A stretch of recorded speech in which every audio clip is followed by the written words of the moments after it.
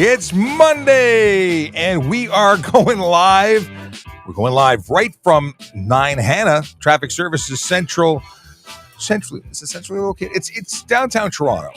Centrally or not, it's where we are. My name is Sean Shapiro. I am your host for Ask a Traffic Cop, because I'm a traffic cop and I'm on the internet, answering your traffic and police questions. We do it Monday to Friday from 10 a.m. to 11 a.m. because we can. Okay, because we want to help, because we want to make traffic information, safety information, accessible to everybody. It's not always easy to find the information you're looking for. We work to make that different, better. Yes. If you are new to the show, this is what we do. Whatever the question is, we do our best to answer it. We don't have all the answers. We have most of the answers. If we don't have all the answers, we strive to get them for next time. Now, I am going to be joined momentarily by Sergeant Murray Campbell, who will be here to add his perspectives, because he knows lots of stuff and things that I don't. He's an off-road kind of guy. He's boats and skidoos and his skidoo. He has lots of stuff and things that he knows about that I it's just not my bag, man. It's just not what I'm into. So it's awesome to have him on the show. He knows lots and lots of stuff, and you can test him out on that. But he will be here soon. And before we get into that, I want to talk about Vision Zero Enforcement Team. It's that thing that I forgot to do on Friday, but I will not forget today because I made a note. Oh, yes. If you do not know what Vision Zero is, it is a concept, a way of being. It is to suggest that we can avoid serious injury and death on our road. Like, totally. It's completely within our power to remove it from the realm of possibility. But we need that to be done together. See, there's a lot of elements that go into traffic safety, education being one of them. That's my department.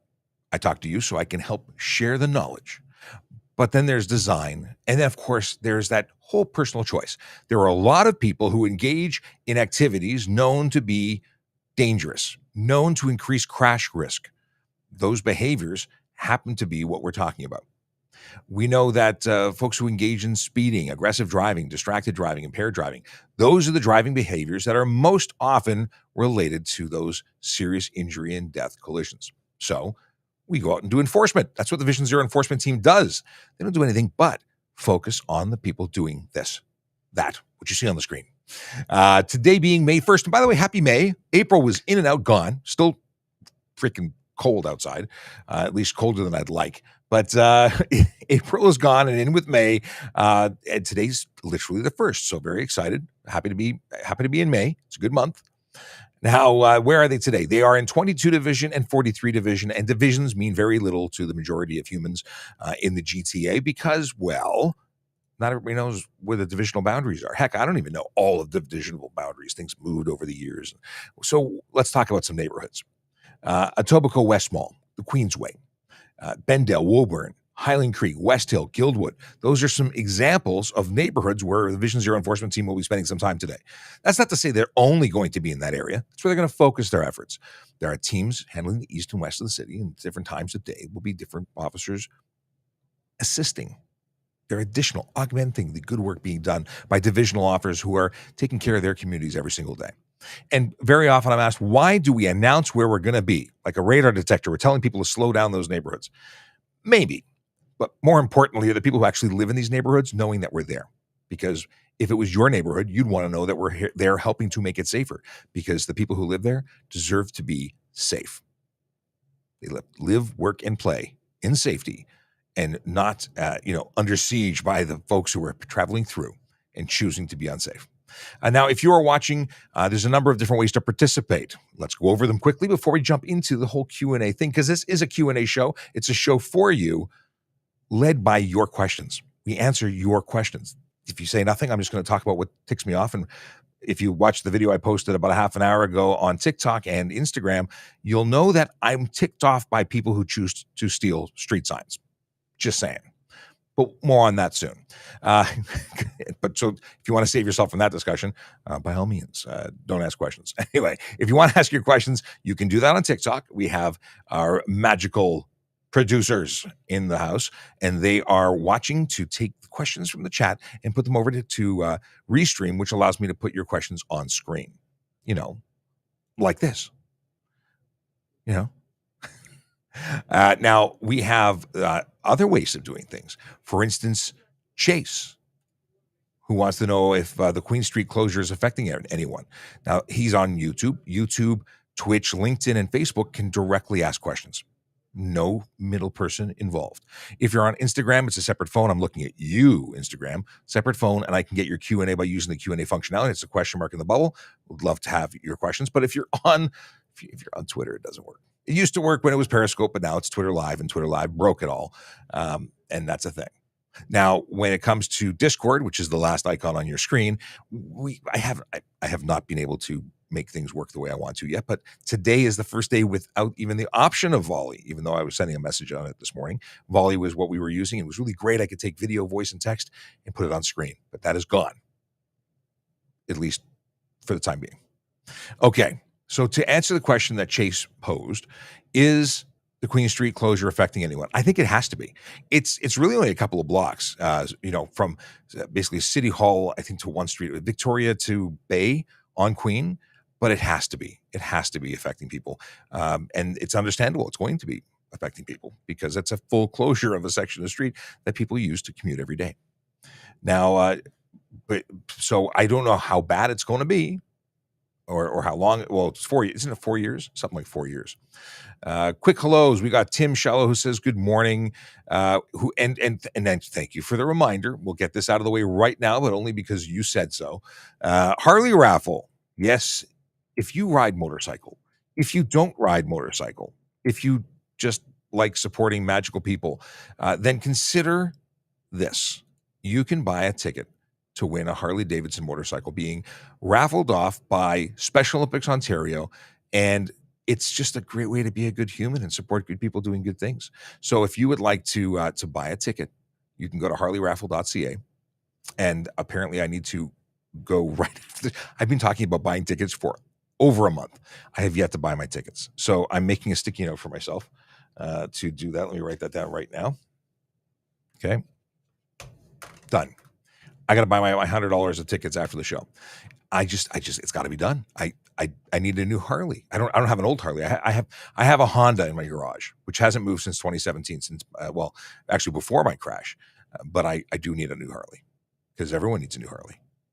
My wife may disagree. By the way, good morning to my wife, Leo wife, who is watching and texting because I saw her name pop up. We have other things to talk about. We're going to cover a bunch of topics. So we've covered Harley Raffle. We're going to talk about employment. We're going to talk about quick links and easy contact stuff for us.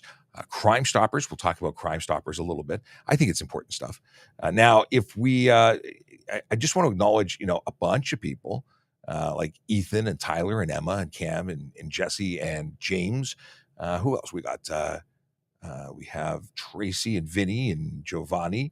A bunch of people that are in the chat on TikTok. If you are watching on TikTok, please tap that screen, give the live stream likes. It helps the algorithm know what's up. And I'll move this phone down. There we go. Let's the algorithm know what's up and that we're doing stuff worthy of watching. Share the live personally with people, regardless of what platform you're on. We'd really appreciate you helping us get our messaging out.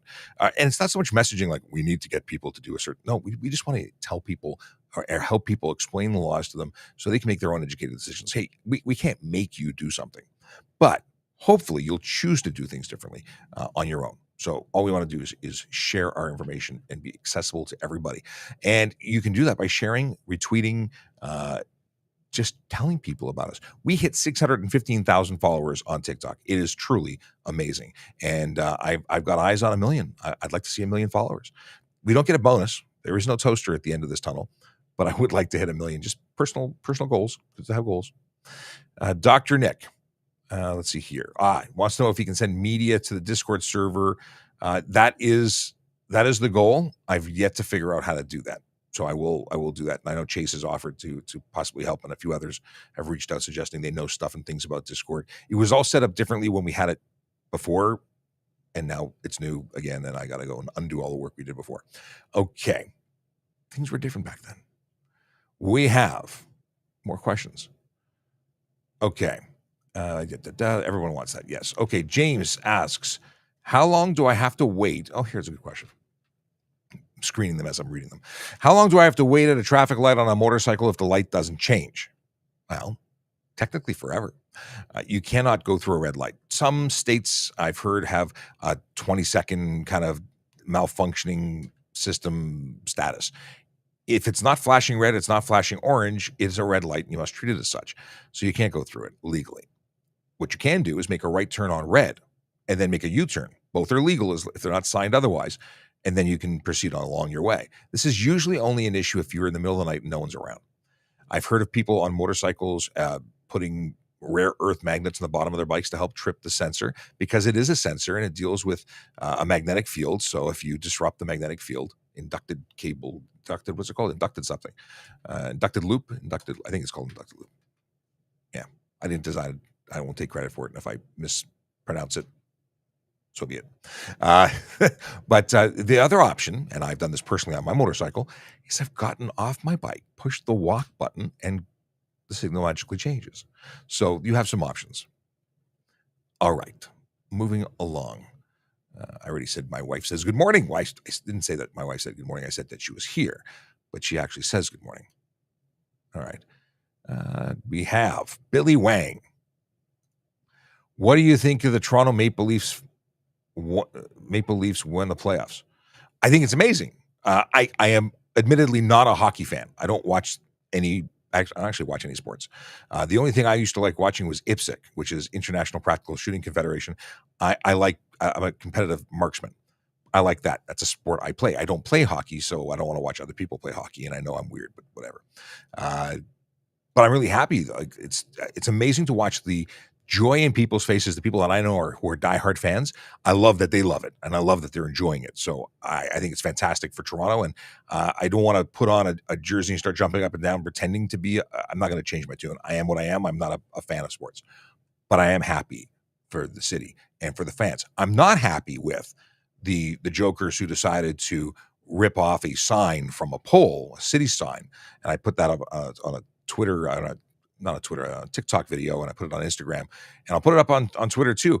I'm really disappointed, and I hope that they are brought to justice, because destroying your city because your team won a game is pathetic. It's criminal, but it's pathetic. Like, I can't. It bugs the heck out of me. If that was your, sign or your street or your building or whatever, your car that was damaged, you might be upset. But many people are turning around and commenting, just let them have their fun. Where does it end? Hey, how you doing? Hey. Welcome. How are you? I'm doing well. I was just ranting about the fact that I am unimpressed with people who steal street signs. Yeah, I saw that video. I don't understand. I mean, I assume alcohol may have been a part of the program for these people, but it doesn't excuse the behavior. I'm just totally unimpressed with them. You know what? I just say, why? Like, why? For what? For what reason? You know what? Quite honestly, if you want to party, you want to have fun, there's a spot for it. We made it safe for you. It was all roped off. There was no cars coming down there. Enjoy it. Have fun. Celebrate. Be happy of the accomplishment that the Leafs have done this time. But why? Like, I don't know. Well, I hope they're caught, and that's where I'll leave it there. But people were asking if I'm a big fan. Are you a fan of hockey? Let's just say I was aware of the score, but yeah, I was paying attention to it. But no, yeah, I am. I'm a. I don't know. Are you a fair weather fan? I am. Yeah. I have to admit that I'm happy about the people being happy, but I am not a huge. Oh, that was me. Oh, sorry. One of those. Wait, where's mine? There we are. That's mine. No, I'm totally off. Yours is off? Yours. We're just adjusting. Oh, there we go. That's it. Okay. That's it. I don't know which aisle is which, or which. We have multiple headphone dials, and we've had to mix them around so we can hear ourselves. We're kind of like bypassing the. Sorry, I'm just screwing things up. It's okay. It's all good. That was my day was yesterday, and today's your day. Okay. Let's see here. When we need street signs, we go to the sign shop. No theft required. Yeah, but you work for the city, so it's different for you. And I saw someone retire recently, a friend who's been on our show, and she had a beautiful City of Toronto street sign that was made up for her retirement. It was very nice. Excellent. I'll But show you pictures. that costs money.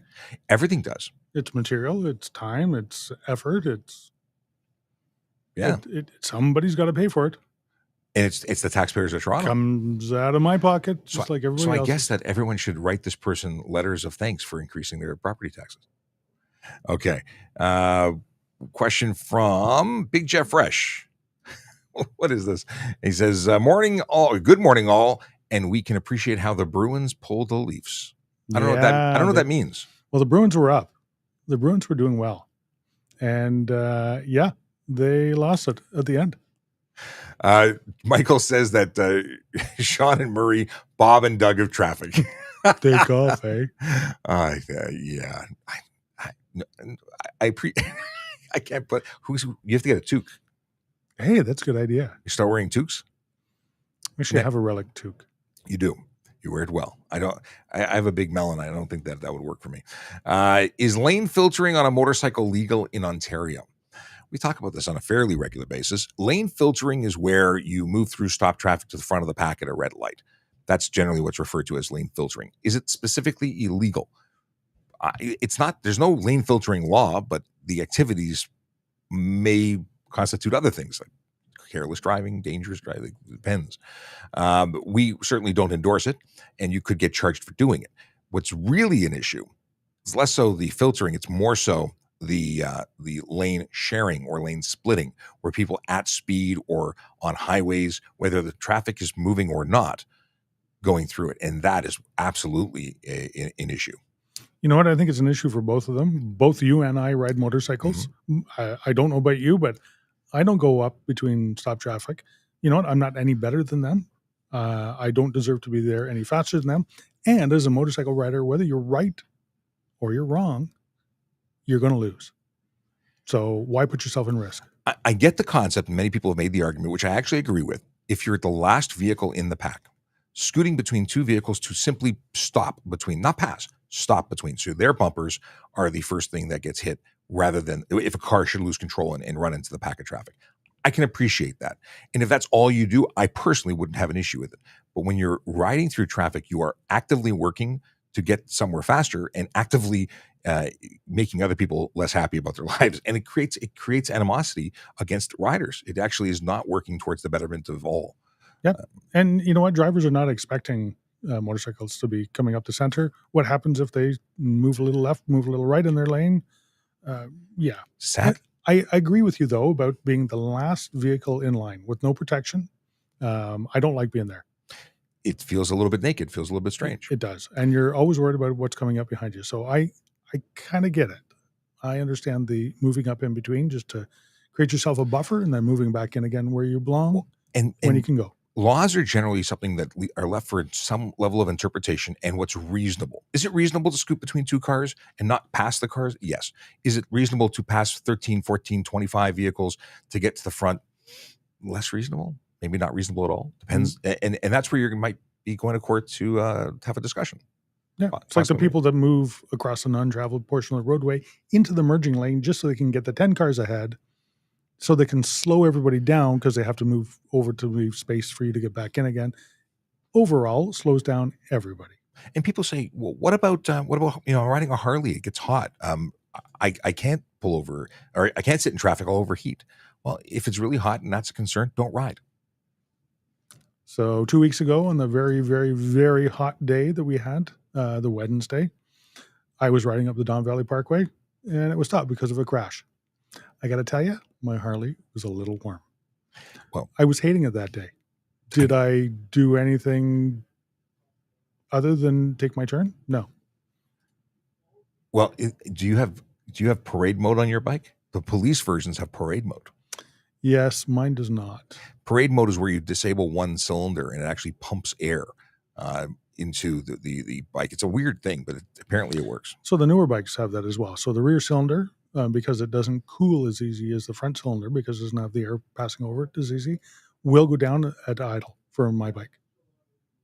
So it switches off. It's kind of like most of the vehicles nowadays have a cylinder deactivation. Same thing. Okay, very cool. But mine only works at idle. The police bikes? All the time. Yeah. if you turn it on.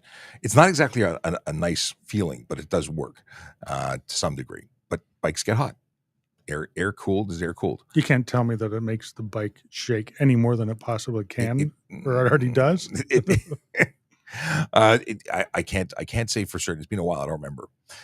We have, can you drive with a cast on your hand? Is a question coming in from Ophie. Ophie? I don't know how to pronounce that. We're going to say it's Ophie. And the answer is depends. If you've been directed by a doctor not to drive, well, then you can't drive because you've been directed by a doctor who could or may have given you a suspension, a medical suspension. Then you cannot drive. Otherwise, it really depends on if you can do it safely. So you have to be the judge of that. And if you get into a collision while you have your arm in a cast, that may be something your insurer may take into consideration, or the other driver may take into consideration when they're seeking a civil remedy from you. Mm-hmm. Yes, So- there's going to be evidence, and everyone's going to be writing down and making notes and possibly taking pictures. And if you're standing beside the crash with your cast on, they may try, even if it wasn't the fault of the cast, they're going to certainly try and paint a picture that it was. Yep, absolutely. 914 asks, do you need a license to ride a Vespa? Does one need to wear a helmet? It's a motorcycle license required. It's no different than any other motorcycle when it comes to licensing, although it could be a low-powered motorcycle, and that you may be able to get away with having a lesser version of the full motorcycle license. But at the same time, it is a requirement to have a license and a helmet. Now, maybe dating myself, but a Vespa engine, I believe, is about 180 cc's back when it was a two-stroke engine.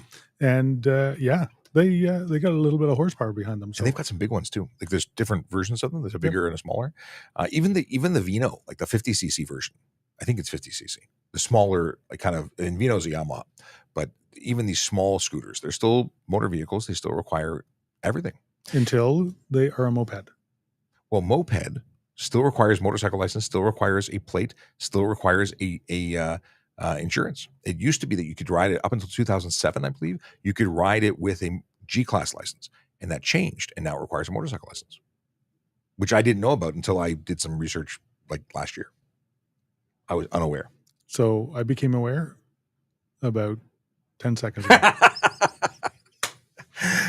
And I'm thinking, I got to look that up. I didn't know that. Yeah, I was shocked. It was 2007 or 2008, but I remember back when I was a kid, I really wanted a moped because I don't know why, because it's never been cool. Moped being it's basically a gas-powered bicycle. It can be pedaled on its own. It doesn't put a lot of power out. You really need to continue pedaling to do most functions. Well, it's a little bit better than a bicycle. It has better tires on it, has better brakes, it has a more substantial frame. It has a proper engine and exhaust system, a spark arrestor. It does have some safety equipment on it compared to a converted bicycle that I see with some of those motorcycle or some of those engines, like weed eater engines on it. And speaking, I've seen those specifically weed eaters. Now, when it comes to e-bikes, the closest thing an e-bike is to a moped. You know, when you have the pedals to help get you along, they're very similar. People say, well, why do you need a license if you don't need a license on an e-bike? E-bike has legislation that allows it to be treated, deems it to not be a motor vehicle if certain conditions are met. It does not say gas-powered engine is one of those things. No, absolutely not. It's specific to the. And an e-bike is supposed to be a more economical way, a more environmentally friendly way of assisting you getting around wherever you're needing to go. And that's why the legislation was created to allow that exemption, because it's a motorcycle. It's an exemption for you to operate it with no license, no insurance. Equally, the e-kick scooters is a pilot that does very similar things, and that is if the conditions are met. Otherwise, it's still a motor vehicle, and people are really having an issue coming together and accepting this. You know, but it's allowed, but it's not allowed. But it depends. But it's confusing. I get it. We're trying to make it less muddy. Dr. Nick, I owe you an apology. We've had multiple discussions in the office about this, and on its face, a service plate is specifically for service shops, for mechanics. That's how I have always dealt with it. But I was pretty adamant when he was saying, well, you can deliver vehicles with it. You can. Yes, as long as your vehicle or your business is for the purpose of making, manufacturing, modifying vehicles. So I take the example coming out of Oshawa. they used to make the van frames, truck bodies, had to be added to it later.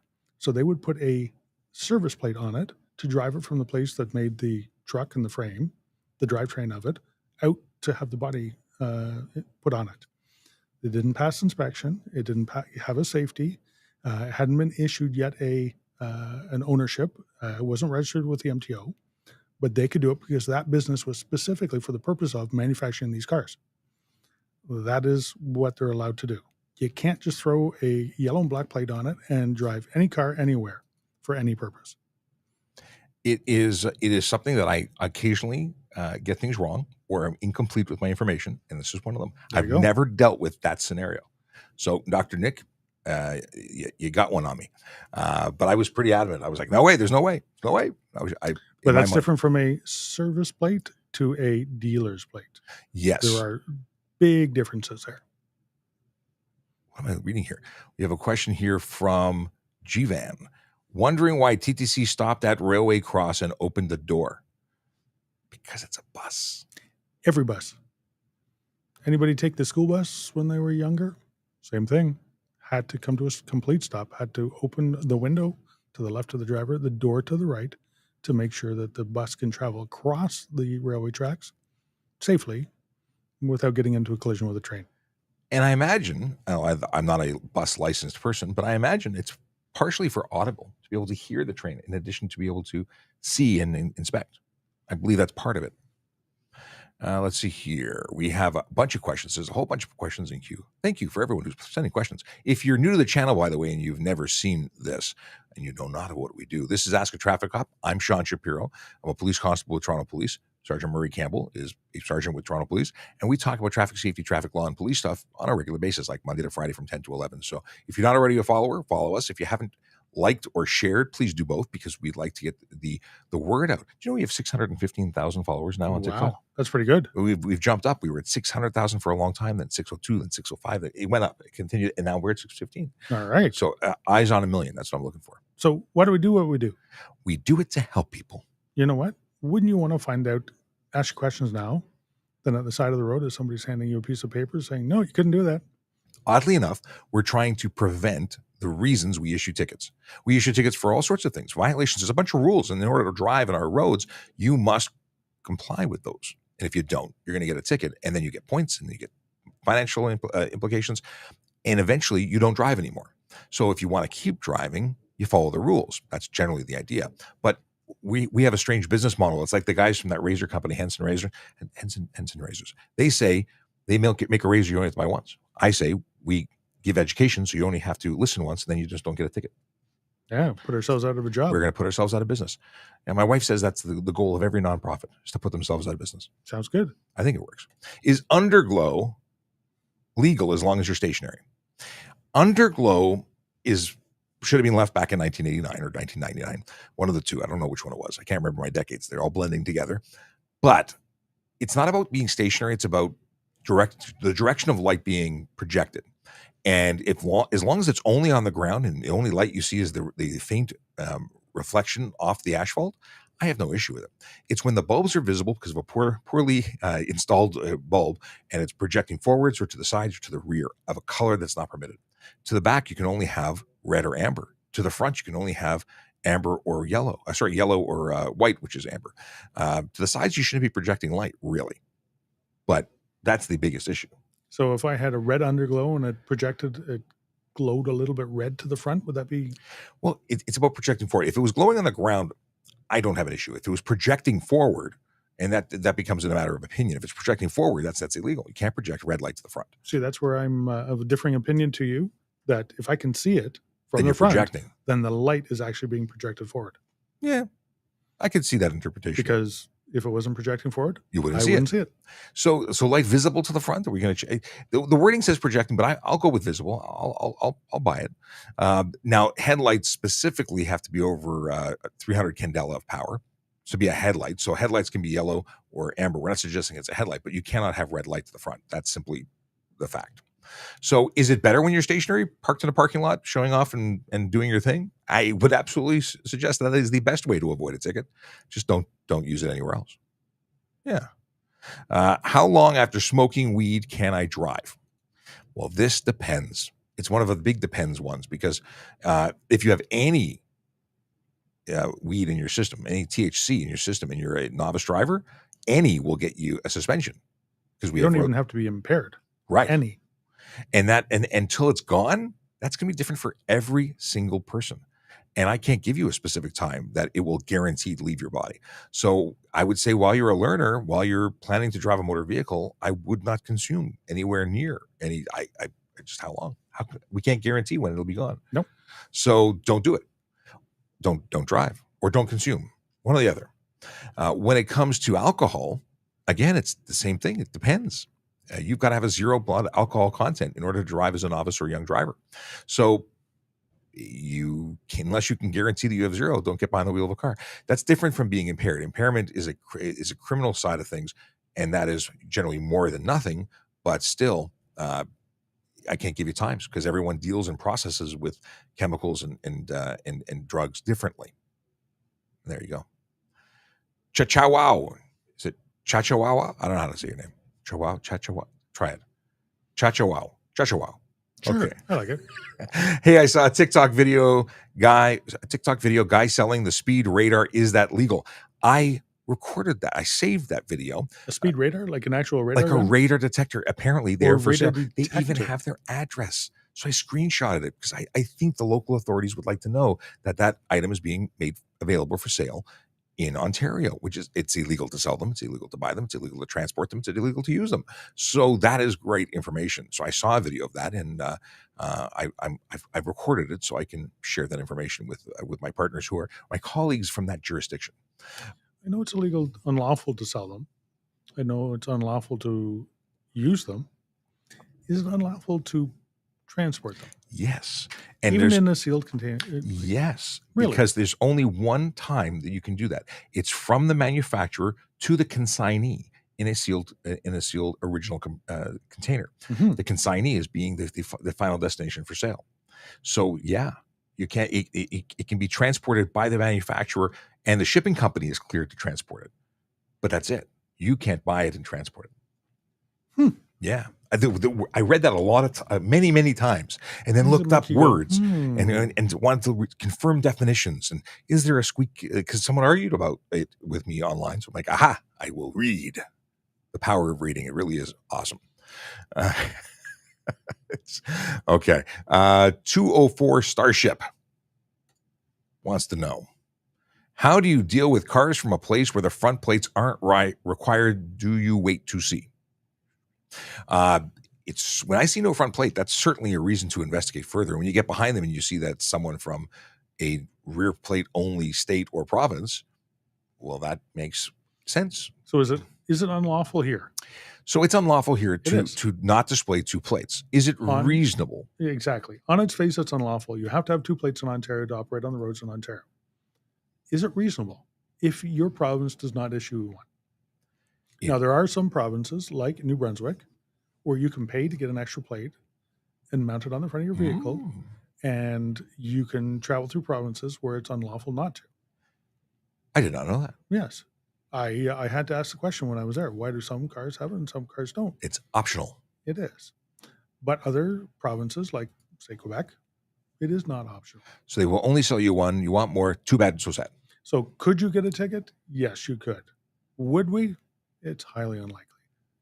Awesome. That's like a common sense. It is. And that's where we have discretion. If I were to write you a ticket and you had no possibility of buying that second plate, is that going to get a conviction? Probably not. Would I write the ticket? Probably not. Do e-bikes require plates, licenses? They should. Sorry, plates and licenses. I forgot the ampersand. Did everyone watching know that it's called an ampersand? The and symbol is called ampersand. I like that. That's just a word I like. Okay. Wow. Wow. It's like tilde. Did you know there's a character called a tilde or a tilde? I think it's called a tilde. I think it's called a tilde, not Matilda.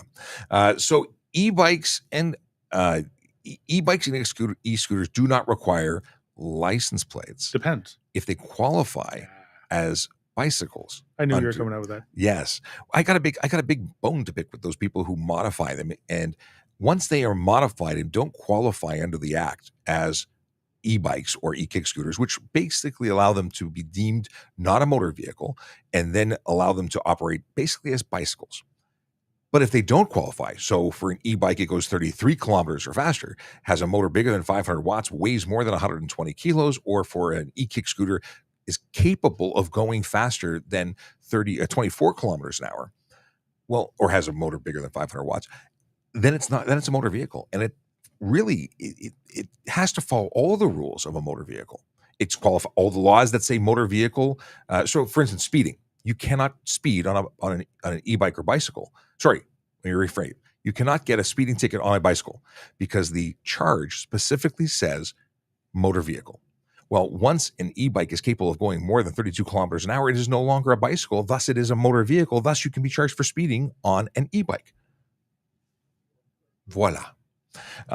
Which makes me happy. A friend of mine who had a chat with me about e-bikes last week, the same day we had our conversation, pulled over an e-bike for doing 50 or more, charged him up. As they should. As they should. They should all be held accountable. And there is an element. People say, well, how come we're not seeing these people getting pulled over? Well, you know how we educate drivers and riders and people? Well, police officers need to be more familiar with things too. And we teach people, and people who become interested in learning more and outside, because not everybody was born a traffic cop. We're special, and you have to aspire and work towards it. All the people who are cops are upset now. But it's true. The reason we have traffic cops is so that tactical officers can have heroes. Anyway. So, should they have licenses? I personally like the idea of all e-bikes being marked with a proper license plate, that people would have, a license to operate them. And apparently, there have been discussions around the world about the idea, and it's been determined that it's just too much work. I think that's generally because bicycles, even pedal bikes, they talked about licensing. 100 years ago, bicycles in Toronto had to have a plate. Yep. I don't know why that's gone. Just administratively. No, not required, but I'd love to see it where everyone is required to show some proficiency and understanding of the law before they're allowed to operate a vehicle on our roads, regardless if it's powered by human power or not. But we would certainly get away with or reduce, I think, the number of violations that we see where people who are completely unaccountable because they just zoom off. So marking. So back to this, I'd like to see a day. I don't think it's coming. Maybe I'm wrong. Okay, if I swerve to miss a coyote and hit an oncoming car, am I at fault? Yes. I was going to say, what do you think? Hard, yes. Yeah. Animals' life over human life, no. So you may want to avoid damaging your vehicle, but by swerving into oncoming traffic, you've guaranteed damage and injury and bad things. If you got to, I remember this from when I was 15 years old, going to young drivers. They said, if you have an animal or a person, you hit the animal. If it's an animal or a ditch, you hit the animal, because all of those other things are going to hurt you a lot more. And hurt other people. Yeah. But it's an interesting question, so I appreciate you asking it. Alan wants to know, yes, good question. Why people getting ticketed going to the track where cops wait for them at the corner of the entrance? Is this a new law? So if you mean, are you taking your street legal vehicle to the track and you're getting tickets? Well, that's weird.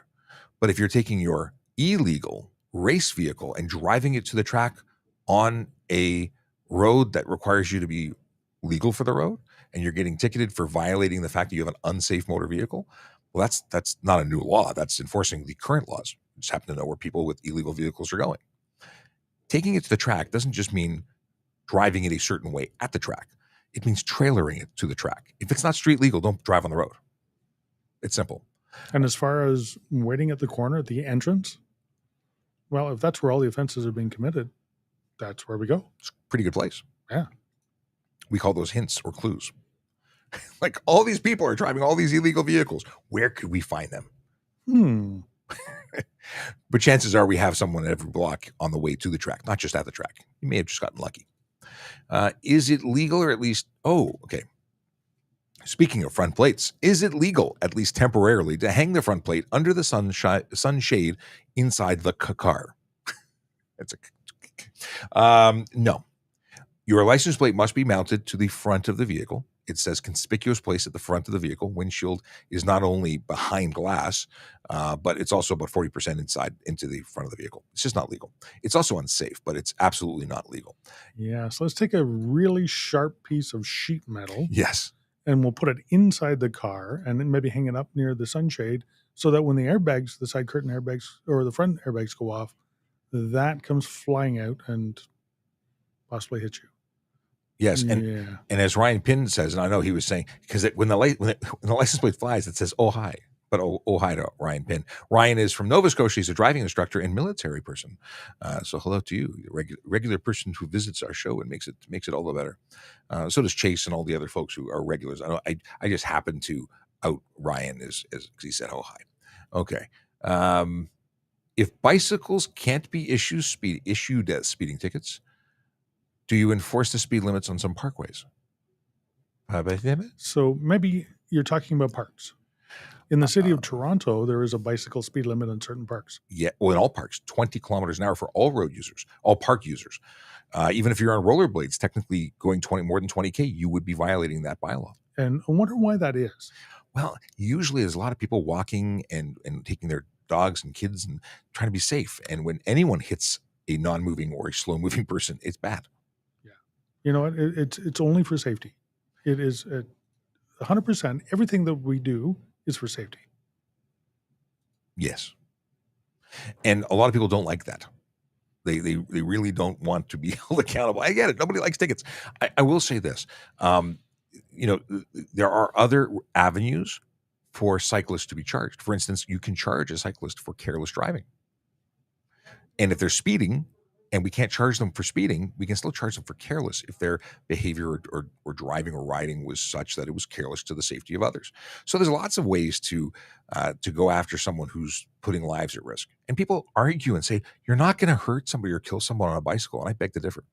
If you hit a pedestrian on a bicycle doing a significant speed, and that could be 20 or 30 kilometers, you are going to do significant damage. When I was in my motorcycle crash, the nurse that was taking care of me, who's, by the way, a police officer now, told me of the gruesome injuries that she would tend to people on when it came to cyclists hitting pedestrian injuries. You know, a lot of sharp objects, cogs and bits, and people get caught in things. It's not fun. We have a question of how low can your suspension be?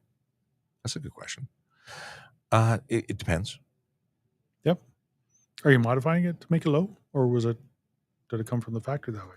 Well, and then does your tire come into contact with any part of the vehicle, like suspension or body, or like it has to be able to operate safely and free from contact, because those are dangerous things.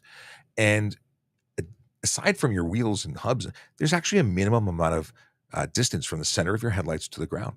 I didn't even know that until I went to an erase event where someone from the MTO, who wrote the standard, by the way, taught me. They done told me stuff, and I really appreciate it. I learn stuff all the time. This is a job of constant learning. I like it a lot. I also think about too, if you're modifying your vehicle and you're clamping down your springs and all that, does your suspension have any travel anymore? You may think it's even better for your car to have no suspension travel, but it's not. When you go over the bumps, that causes your tire to lose traction with the roadway and become airborne because it doesn't actually have any suspension rebound that can keep it in contact with the road. So it ends up slowing you down. Is bad. They're also ridiculous when they try and go up over speed bumps, and then their wheels are beached on the speed bumps. I've watched and laughed at some of these videos. I don't understand why people do these things. If you're buying a track car, buy a track car, use it on the track. Don't drive it anywhere else. Yeah. We've got a bunch of stuff in the queue. G2 driving license on a highway. Yes. G2 driving license can drive on the highway. In fact, they can drive anywhere that's legal to drive. And the only conditions are 0 blood alcohol content. You can't have any alcohol regardless of your age. And you can only have a certain number of people during the first year in your vehicle after the hour, or from midnight till 5 a.m. So in the first 6 months, you can have up to one person under the age of 20, unless they're a member of the immediate family. And in the second 6-month period, you can have up to 3 that are under the age of 20. That's the only restriction. Otherwise, that's it. Why cops now ticket cars going to the track? No, we talked about that one. Okay. Or maybe it was worded differently on that one. Oh, did you erase it? I did. Oh. It's not erased. It's just on off my priority list because we covered it. Can I have LED lights underneath my dash and seat my car and have them on at all times? So this is called illuminating the footwells. You can. There's no law against it as long as it's not projecting out of the vehicle. My vehicle came stock from the manufacturer with RGB lights. I can change the color of my footwells. Yay! I turn it off. Yep, my kid's car, same thing. It's Red's super, okay. red doesn't affect your vision. So, Yep. And this is so low a brightness that it doesn't really affect anything. My kids like that. Can you put purple? Can you put pink? Can you put? Yeah, they change it all the time. I'm like, I'm going to make it blue. Let's see here. Do you ticket cyclists using the sidewalk? And if you do, why have I seen officers do the same as well?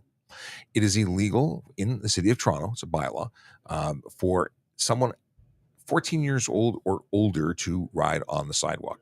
Now, here's a funny thing. In the lawful execution of a police officer's duties, they can violate some bylaws, if not all of them, depending on what they are.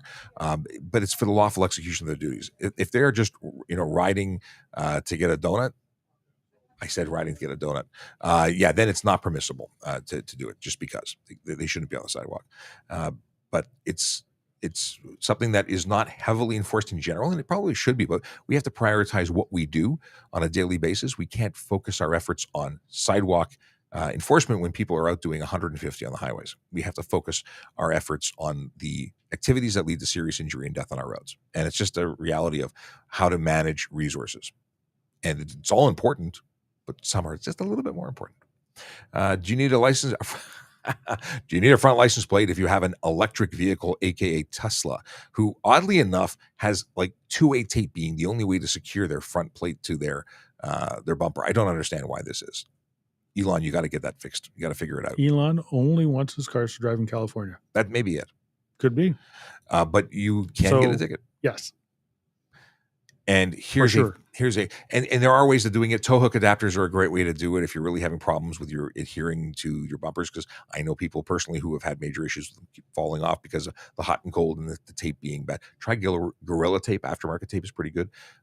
Otherwise, you could drill holes in your precious bumper or tow hook adapter. Is it legal to have number plates that are not visible? What? No. What? Number plates, your license plates must be visible. You can't put covers on them. You can't put frames on them. You can't hide them. You can't turn number plates, your license plate.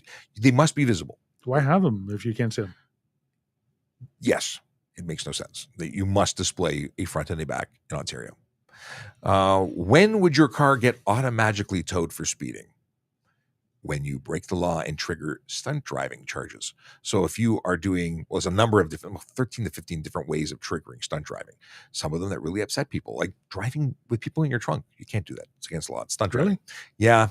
And I was on Nick and Roy. They have a show called Totally Useless Information. And Nick's like, Roy, who's out in Florida, he goes, it's really a problem that when you put a dead body in your trunk. He says, I used to deal with that in the Bronx. He's a funny guy. But in any case, if you trigger stunt driving, you get a 14-day vehicle impound and a 30-day suspension immediately roadside. Also, if you're charged with impaired driving, you're going to get a 90-day suspension and a 7-day impound. I'd like to see the impound go up for criminal. So speeding specifically. Yes. So 40 kilometers, 40 kilometers over the posted speed limit if that limit is under 80 kilometers an hour, and 50 kilometers over the speed limit if that speed limit is over 80 or over 80 kilometers an hour or more. And one more? 150 anywhere. Yeah. That really messes with people because they're driving on a highway that has a speed limit of 110, and they're wondering why when they hit 150 and they're only going 40 over, they get impounded. Why does anyone want to go to that fast? Why does anyone need to go that fast? See, I do. But you do it elsewhere. I do. There's no question that racing is cool and doing it on a track is acceptable. I do. And I choose to do it that way as opposed to doing it on the roadways where it's my God. Ryan Pinn has one for us. He says, yesterday I saw a rascal scooter backed into an accessible parking spot. What say you of this? A rascal scooter. So we're talking about a mobility scooter utilizing a motor vehicle parking spot. The rascal scooter, if I'm not mistaken, is one that you can drive into the shopping mall or a restaurant, and like it's an accessibility scooter. It's not a motor vehicle. I've seen this before personally. I don't get it. Safer for people that need to operate their vehicles and then don't have their scooter to actually get to where they need But they to go. don't have to park. If they wanted to park it, they can go on the sidewalk. They don't have to go to a parking spot. It makes no sense. That's the thing you take out of the car to drive around in the mall, not park it. It makes no sense. It really. Oh, you rascal. Oh, what do we got here? We all learn to drive a car with automatic transmission with the right foot swapping between accelerator and brake pedal. Is there any restriction on using one foot for each pedal? Two pedal driving. It's not illegal, and it's a racing thing that people do. They teach it in racing. Is it a good idea? Probably not. Not for the average person. Is it illegal? No. Could you find yourself running into some pedal confusion and doing some bad things? My father used to do it. And my father used to drive around with his brake lights on all the time because he used to rest his foot on the brake pedal. Yes, and even as a kid, I'd say, "Dad, don't do that. You're dragging your brakes, and the brake lights are on." Yeah. And then he would just continue doing it because he was my dad. That's what dads do. They do what they want. I still hear. Oh, actually, my dad's better at it now because I harass the living crap out of him. But I'd talk to him on the phone. He'd be on speakerphone. He'd be ding, ding, ding. He'd drive with no seatbelt. He's not a seatbelt guy. He has to be reminded. He has to think about it. And I have a couple of friends who say they grew up in Montreal where they didn't have to drive seatbelts or with seatbelts until a certain year when they became legal there or illegal there. And they still rely on that ding, ding, ding to tell them to put the seatbelt on. It's not automagic. I like automagic. Okay, can I have proof of insurance saved as a PDF on my phone or is paper slip mandatory? You sort of got halfway on the PDF on my phone. Electronic copies are permitted if it's by way of an application that's approved by your insurance provider. It's secure, so they can't be altered, and you must be able to send that information to police. Not just be able to show it to us, but send it to us. A PDF is too easily to modify. PDFs aren't acceptable because you can fake them like crazy. So we don't accept them. What about a picture? Pictures are not okay. Yeah, it has to not okay. The only way is that app through your insurance provider. My insurance provider doesn't provide it. So I use the paper slip because that's what is acceptable and you're easy. You know what else the paper doesn't do? It doesn't run out of batteries. You don't forget it at home. It's just an easy peasy way of conducting business that's lasted forever. It's always been around. You know, I kind of take a kick or get a kick out of the MTO sometimes. They're trying to make things easier. They try to make things, but they don't always do it the right way. So I have a snowmobile as well. I have an off-road vehicle as well, like an ATV. Mm-hmm. So for my car, where I can put my slip in my glove compartment or keep it in my wallet if I want, I'm allowed to have a true copy. For my off-road vehicle that I run through some pretty swampy waters, or my snowmobile that gets out in the snow and the water and the wet and down a lake, I have to have the original. The best is I just figured out who asked that question because they texted me to say, "Yay, you answered my question." You're welcome, Daryl. Okay. So the ministry, it's trying to make things better. Trying. And one day we're going to have a digital everything, right? It's just going to be, everything's going to be on your phone and then your phone's going to die and it's going to be a problem. Always carry a charger. That's what I say. What is this? Can you get a DUI on a bicycle? So, pedal bike, pedal only? No. E-bike, yes. Because although it is deemed to be a bicycle, if it conforms with the act, backing up, e-bike, even though it's considered a bicycle for the purposes of the act, it is not qualifying under the Criminal Code of Canada. It doesn't change.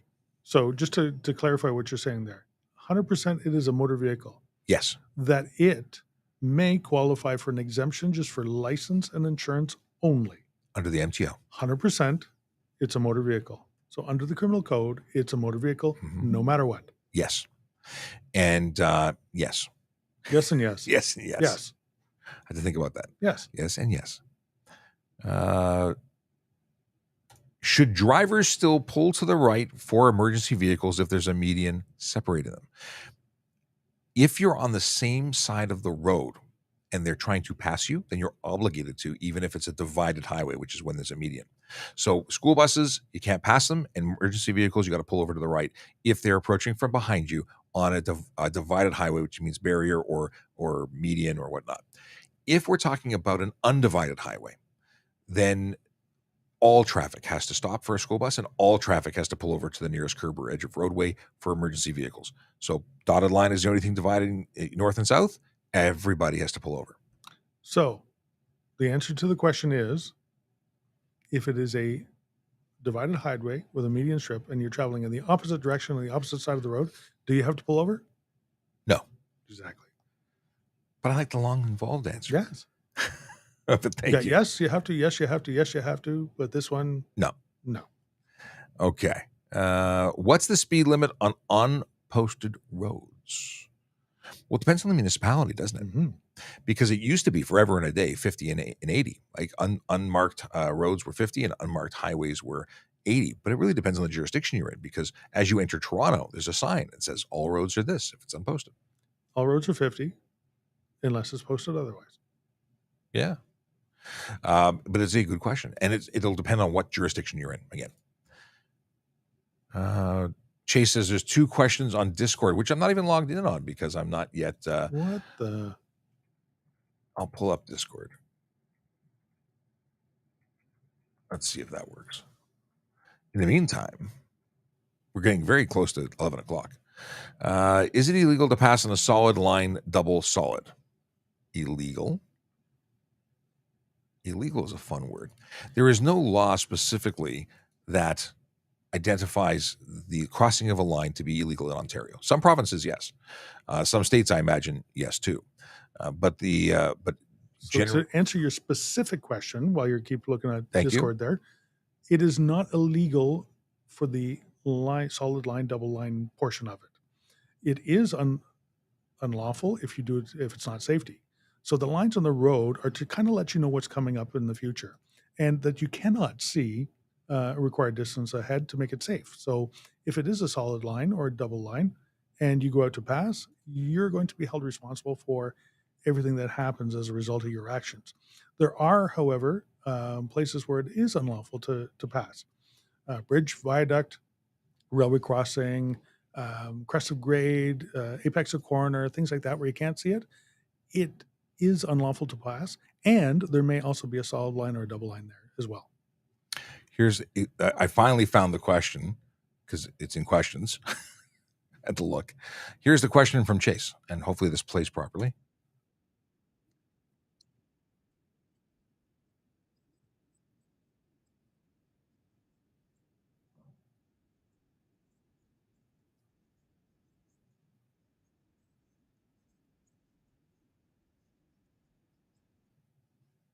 Not by us.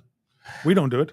Yeah. Your insurance company can pay to get it or to check your record. And sometimes insurance companies have a subscription that every person who's a customer gets checked once, twice, 3 times a year. That is up to them. But your insurance company has to purchase the collision report from us. It costs money. We are required to give it to the Ministry of Transportation. They're the ones who make the law that says that we have to give it to them. They don't give it out. We do. I like it. I like it a lot. Do you? Well, I don't really care. Truth. Right. They do what they want to do. If you get caught stunt driving in a rental, does the vehicle get impounded or does it get returned to the rental company? I don't know if anyone's ever asked us before, Tyler. That's awesome that you did, because that's a question that I'm happy to answer. The answer is it gets impounded and you're still on the hook for the rental fees. Oh, yeah. You're paying. It is on you. Absolutely. Here's a question from Alan. Do Ontario cops share the same database with other provinces? Sorry, provinces cops database, or is this something only for the OPP? So there's the Canada-wide one.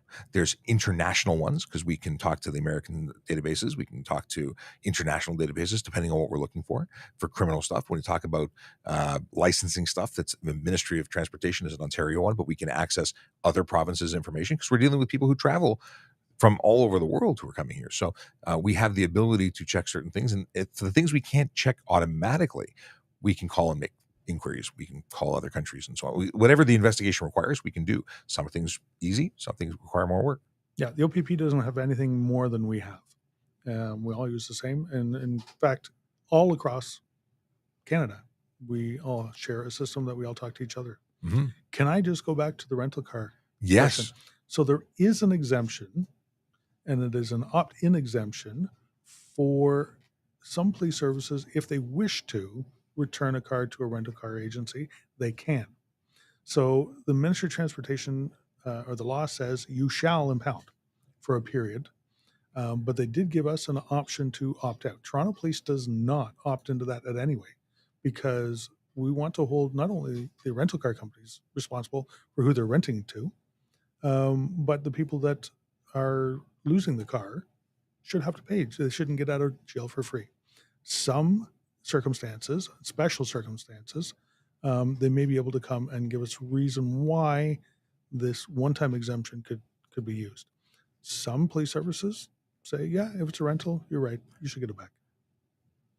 Chase says everybody or nobody heard the question that he played. We heard it clear as day, obviously. I want to play it again. I changed the channel that I'm sharing this information. Let's see if we can play his 18-second soundbite again.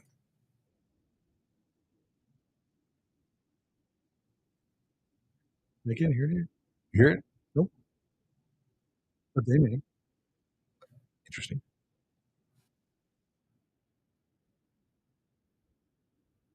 Can you hear that? Did that work, or did that totally not work? I'm going to say no. I don't think it worked. Why didn't it work? Nope. See, I'm telling you, it doesn't work. No, okay. We will figure it out before. This is Roadcaster Premium. So yeah, I'll figure it out.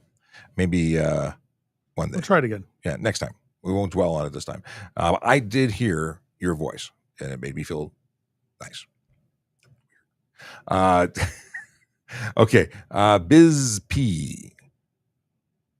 My secretary was. Wait, no, this is the one. Good morning, sir. My secretary was pulled over in California and told she needs a license from there, and her G was not valid. From what I can obtain, the international permit. Thank you for your service. You're very welcome. I've seen videos where people in California think really strange things. An Ontario license is absolutely valid in California. You do not need to be a California licensed driver unless you reside in California. And there may be requirements as to how long, if she's working, like if she's visiting as a visitor, there's an agreement between the countries that allow for them. That's how they drive when they're here too. It's the same thing. I believe that officer was mistaken. And you mentioned an international permit. Yeah. Thank you. As a choke on water, yeah. Not required. International driver's permit. I mean, if someone's there for a long period of time, and I don't think it applies at all to Canada, but just like people visiting here, if you're visiting the States or visiting Canada for over 6 months, 6 months? As a visitor, I believe it's over 6 months. Unless it's 3 months. In any case, I have to double check. I have no idea where you're going with this. There is a period of time when a foreign license would require an IDP issued from their home country. That is generally an issue with licenses that are not in English, because that's a translation card. It does not provide any actual authority to drive. It's the actual license does. The permit's just a card to translate. Yeah. So an international driver's license isn't really a driver's license. It's just an interpretation of what your driver's license says. So you have to have a proper driver's license from the country in which it's issued, or the province that's issued, or the state that's issued. Yes. And with that, I think we've covered everything. Akilo's got to go. He says he's 11 o'clock. He's got to take off, but he wants to watch 3.5 hours of traffic jam. It's actually not 3.5 hours. We were experimenting with a new feature. It replayed the 38 minutes or so, replayed 5 times. So it's got 1 3.5 hour traffic jam. You'll find it's a lot shorter than that. It's a great episode dealing with auto theft with Marco, who joined me in studio on Friday. I think it was great. Sadly we talked about car theft or auto theft in the beginning of the show during the live, and then we repeated it. So some of the great stuff we covered in the live, and then it's not repeated, so we kind of ruined it. But overall, they're both really good episodes. Friday was a good day for traffic safety and law and police stuff. With that, I will say goodbye. I don't know why I pressed that button, but I did. We're going to take off. We're going to go do other police stuff and things. But thank you for joining us. It's been a pleasure hanging out with you today, being Monday, the 1st of May. It is. Tomorrow will be the 2nd. I bet you I know what the day after is going to be. Will you? Yeah. We didn't do jokes. I completely forgot to do jokes on Friday, so I've got Thursday, Friday. What do you call a boat with a hole in the bottom? Not afloat. A sink. Why isn't it focusing? There we go. My boss always used to laugh at my jokes in the office, but stopped laughing now that we're on video calls. She says my jokes aren't remotely funny. That's actually really good. Come on. No. No? No. They aren't remotely funny. Nah. I thought it wasn't even remotely funny. Question for Saturday was, what's a golf club's favorite type of music? A swing.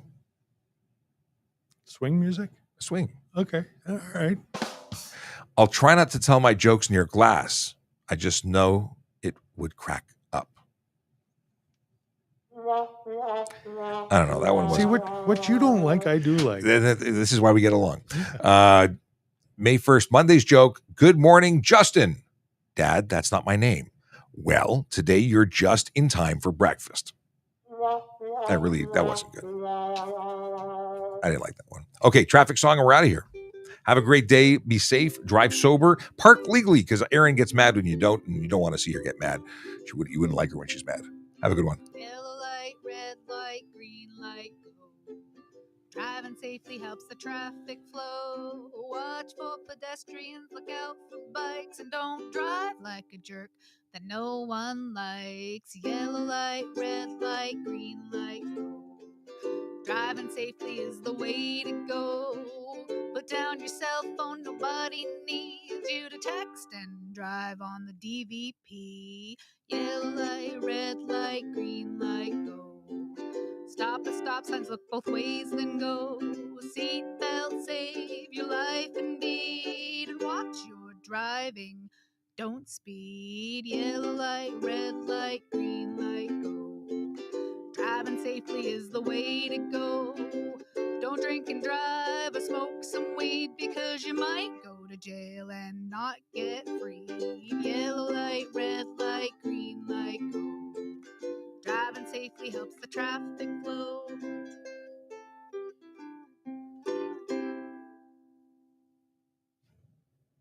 And like I said, have a great day, be well, and see you Tuesday. That's tomorrow, 10 a.m. We'll do it all again. Have a great one.